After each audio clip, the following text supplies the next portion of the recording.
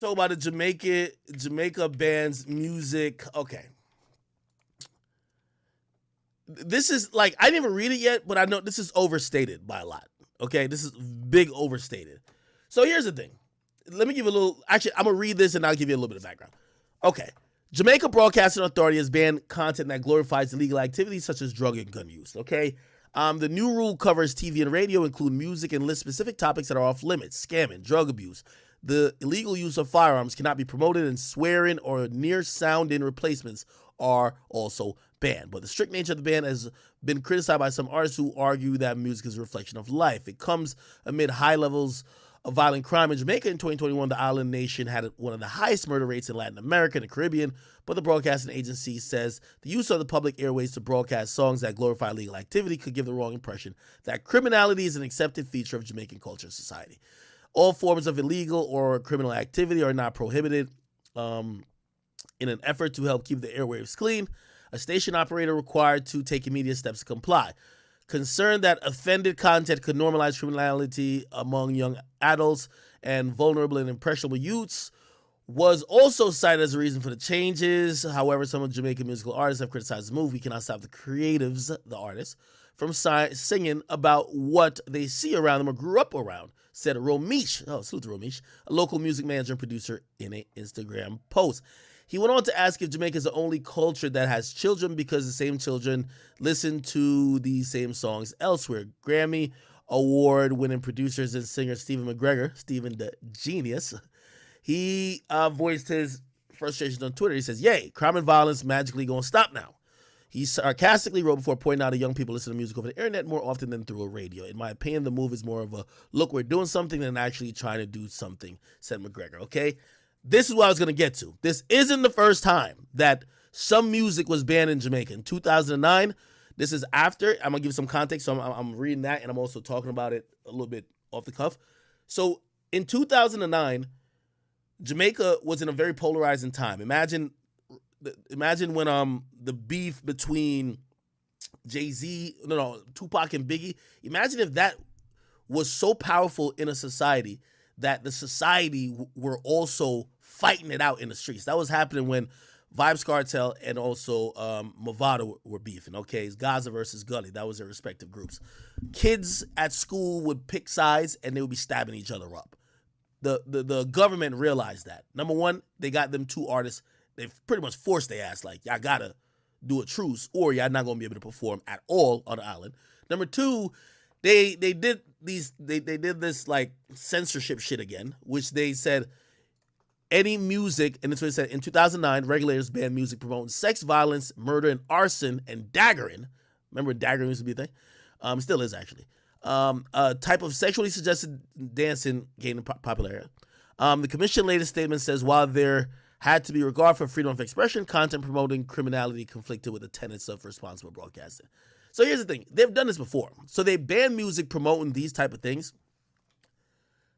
Here's the point. You can't technically ban music like that because, number one, what every artist is going to do, and they're going to do still. So they did it in 2009. They're going to do even more now. All you do is just edit the song. So if you make a song like, yo, I'm going to kill that nigga down the street, shoot him in the head with an AR-15, all you're going to do is, bro, you make a clean version. So Jamaicans are, if you listen to the clean versions of songs, they'll even edit out the word kill. You get what I mean? They'll edit out, you know what I mean? They'll use like, you know, like, yo, well, in Jamaica, this is seen as a kind of a violent term, but like slap him away or something like that. You get what I mean? So essentially, anything that they're not only editing out fuck, damn, shit, bitch, and stuff like that. They edit out the content. So a song about killing, they'll make a clean version that it sounds like it's almost a love song. But nobody's listening to the clean version. The clean version is just for the radio. Like the broadcasting committee can't really control the major spreading of music now because what people are getting all their music from, even in Jamaica, is the internet. Everybody's getting their music from the internet. So if you're trying to block music that's disseminating through the internet, but you're only blocking it on the radio and TV, people ain't gonna watch the radio and TV if it's not music that's they already are familiar with through the internet. So you know what the artists are gonna do? They're just gonna make remixes. You know what I mean? And I'll give you an example. Let me see if I can pull up Spotify.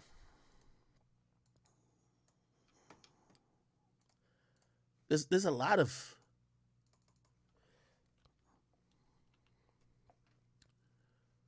let me see. Okay. So an artist who's been incarcerated actually since 2011, Vybz Kartel. When he's been known for making music that's been considered demonic, like he would describe in a very detailed way how he would kill somebody, and he'll be like, yo, he'll say lines like, he don't even care if this, like he'll be like, yo, he'll get a bunch of people to shoot up the car, blah, blah, then he'll say something like, you don't care if kids is in the car, this and third, and the society loved it. But obviously, you know, once they start making these rules, it's like, you can't play that on airwave, like, yo, you're gonna shoot up a car and kill kids, like, not like that doesn't. So you know what he did is he just started talking in code. It's the reason why, like, anybody can talk in code. So oh, my Spotify crashed. Let me try to bring it up. So for example, like he dropped a song. Let me see. So for example, he dropped a song called and I'll play. Actually, let me just play here. So instead of like naming the guns and saying I'm gonna kill you, I'm gonna do this, they're just gonna get creative, like Vybz Kartel. Touch a button, right? This is one of the songs that evaded the ban, right? Essentially, if you understand patois, he's using like phrases that everybody knows is kind of, it's like an underlying tone of violence, but he's not directly saying the shit no more. So everybody just have to get creative. Yo, Sean, you can't rough me up. No. So you guys probably don't understand what he's saying, but essentially he's not saying nothing violent that would break the law that they put in. But if you like this type of music, it's like imagine if Chicago put down a rule that says you can't rap about smoking on nobody dead no more, right? Like that's just a rule. You can't rap about that, and you can't say GDK or BDK or whatever else the case. Or you're not going to get people to stop doing it. You're just going to get people to be more creative while doing it, right? They're going to make up new terms, new little phrases, and that's just how it's always been. Like words is an evolving, words and language is super evolving. And if you tell somebody they can't say fuck, they're going to come up with some other shit to, you know what I mean? It's like the word hoe. Like if you tell someone, yo, you can't say hoe in a song, somebody will be like, all right, I'll just say thought. Yo, you can't say thought. I'll just say treesh. Yo, you can't say treesh. I'll say pop. Like, there's mad different ways you can say the same thing. So that's exactly what's going to happen now in Jamaican society. They're going to have, when this is a law they're putting in, they're going to have to detail it. What do you mean by what's going to fit under, let's see what they say. So what's going to fit under scamming lyrics, right? Like, whatever they're going to write in law, be like, yo, if you rap about this, they're just gonna talk about scamming in some other like low-key way. Like drugs, they're gonna talk about it in some other low-key way. Right? I mean, they do it now. I mean, I've never seen this happen in the United States where they ban specific lingo or whatever. And also that wouldn't even matter in the United States because nobody needs the radio stations, at least street rappers don't need the radio stations to pop off. They're popping off via Instagram and all these other places. You get what I mean? So, I hope I didn't lose some of y'all. Basically, they're realizing the violence is getting worse and worse again. They're trying to absolve themselves. They put some rules in saying, stop rapping about violence. You can't stop people rapping about violence because people love hearing about violence.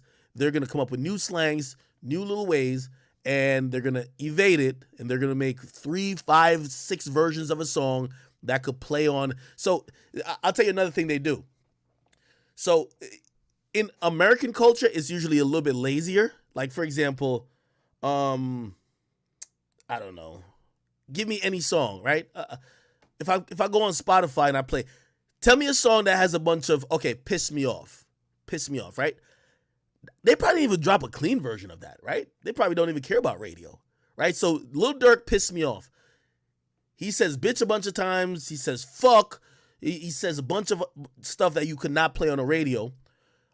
Usually when people drop singles, you drop multiple things. They don't do it anymore really. Usually you drop the acapella, usually you drop a dirty version, you drop a clean version, you drop sometimes it might be another clean version just called a radio version, and the instrumental. So it's usually 5 songs or 5 different tracks on a single it's usually a single CD. That's what it's called. So like if you buy, like back in the day, if you bought In the Club, right, and just the single, so you could buy a CD with just In the Club. You would have In the Club, the dirty version, In the Club, the clean version, In the Club. These are all different tracks. Track 3, In the Club, radio version. Then you'd have In the Club, just the instrumental, and it would kind of make sense why people would buy a single, right? Like if you, for whatever reason, that's how rappers used to get instrumentals back in the day. You buy the single, you get the instrumental off of there, and then you just record it on the instrumental. Anyway, niggas don't do that no more, bro. You know what I mean? Like if you click on these songs, if I show you Spotify, is it back open? Let me just close this bitch the right way.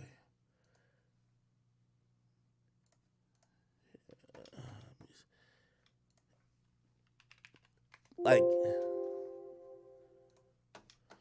all right, who cares about that? Anyway, the point what I'm trying to say is that one of the rules they're making, and this is what I was trying to say. It says you can't mention the illegal use of firearm cannot be promoted, and swearing or near sounding replacements. So what used to be is people would like say you said fuck, they banned you dropping a version and just bleeping it out. So they still do that in American music where you could just bleep it out, or you could just, so you tell the engineer like, give me the clean version. They mute the fucks, the dams, the bitches, all that stuff that is clean, quote unquote. In Jamaica, those songs could not be played. You have to re-record the song and you have to say another word in place of the curse word. You get what I mean? So like their thought is if I don't know. Okay, say the song like, fuck them other niggas because I'm down with my niggas, right? If you just kind of mute the word fuck and be like, and they could hear the beat and be like, them other niggas because I'm like, come on, like people are going to understand that you're trying to get them to say fuck. So they do this whole thing that you got to re-record it, but the artists do it, man. The artists like, bruh, artists are really resourceful. Like you put any type of rules, they're going to adjust to it. So this ban means nothing at all. Okay? In the broader scheme of things, I don't think this has any effect on the United States. I don't even think something like this could ever, I don't think this would ever pass with the FCC. You know, the FCC controls like the radio airwaves and also the TV stations. They would never put something like this because the culture would get down on them for movies and other things.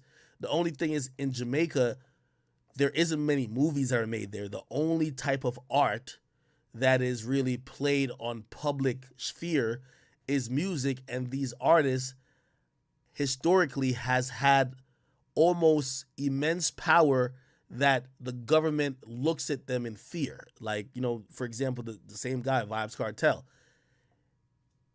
It was almost understood that if he instructed kids to, you know, back then giving like fellatio and all that shit was kind of taboo. If he sung a song about, yo, I'm getting my dick sucked, like back then, like girls wasn't sucking dick and niggas was eating pussy, at least in Jamaica, right? Allegedly, right? But if he sung a song about it, the whole culture, the moral fiber of the culture would be like, well, if Cartel said it's cool, it must be cool. You get what I mean? So now you have somebody who could shift the entire moral fabric of the fucking country, and the government's not going to want nobody to have that type of power. Like, I don't think there's nobody in the United States that has, well, with the exception of maybe not that type of stuff, but like Trump. Like, and I think this is why the government treats him a little bit different too. Like, Trump is probably the only nigga who could possibly start an uprising if, that's why they took him on social media, right? Like, if that nigga really was like, yo, this is bullshit and I want y'all to fight for me to rule this country, I do think there'll be some wars breaking out. Niggas do love them some Trump. However, in places like Jamaica, it's impoverished. The musicians and area leaders are those people. They call them dons. Okay. Anyway, I've given you guys enough like kind of Jamaica politics and like dichotomy. I hope you understand it. If you appreciated it, I'm glad. If not, we can move on. Somebody said he made niggas storm the Capitol. Yeah, and it was kind of some. He